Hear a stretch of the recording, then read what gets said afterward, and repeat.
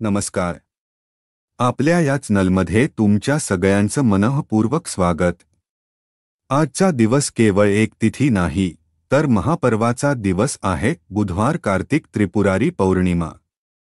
मित्रांनो, कार्तिक पौर्णिमेचं धार्मिक महत्त्व तर आहेच, पण जेव्हा हा योग पवित्र बुधवारी येतो तेव्हा भगवान विष्णू, देवी लक्ष्मी आणि बुधदेवाचे विशेष आशीर्वाद प्राप्त होतात.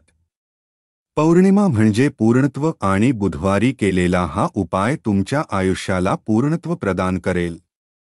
आपल्या संस्कृतीत पिंपळाच्या झाडाला कल्पवृक्ष मानलं जातं. या झाडामध्ये त्रिदेव ब्रह्मा, विष्णू, महेश वास करतात अशी श्रद्धा आहे.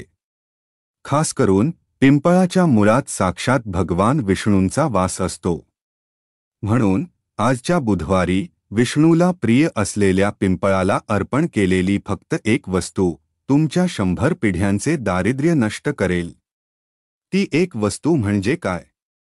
ती वस्तू आहे एक अखंड सुपारी.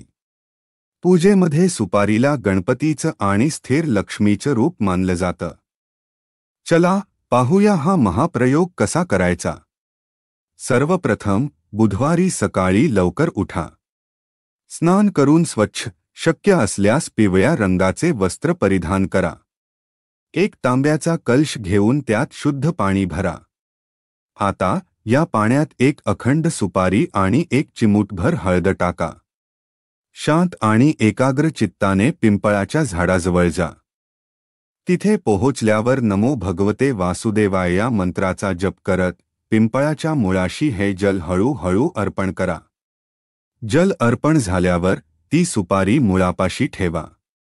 सुपारी ठेवताना मनातल्या मनात सर्व अडचणी आणि दोषांना दूर करण्याची प्रार्थना करा. मित्रांनो, हा छोटासा उपाय तुमच्या भाग्यरेषेला कलाटणी देणारा आहे.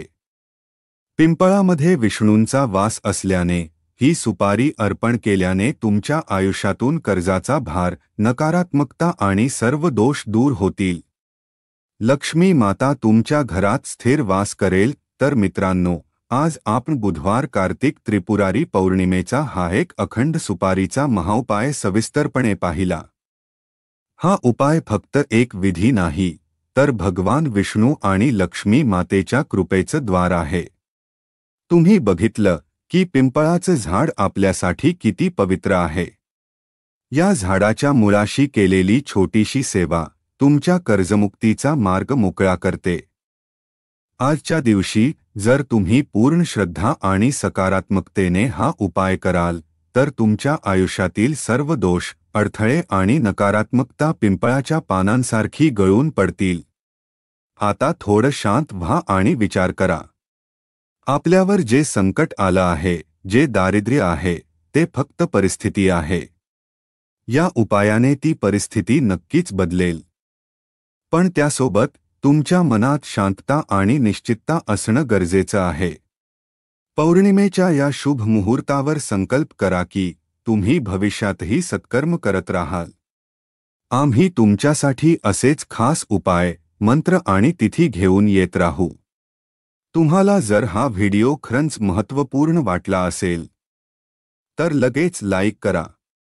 कारण तुमचा एक लाईक आम्हाला असेच अमोल ज्ञान तुमच्यापर्यंत पोहोचवण्यासाठी प्रेरणा देतो.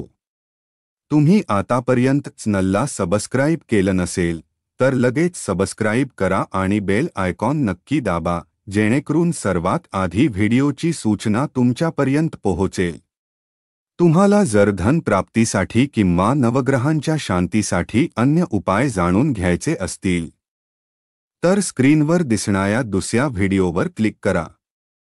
तसेच आमच्या पौर्णिमा महाउपाय प्लेलिस्टमध्ये जाऊन इतर पौर्णिमांचे उपाय पाहायला विसरू नका.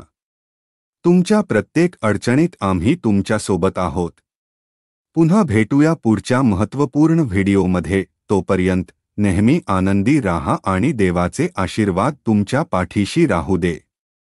जय श्री हरी.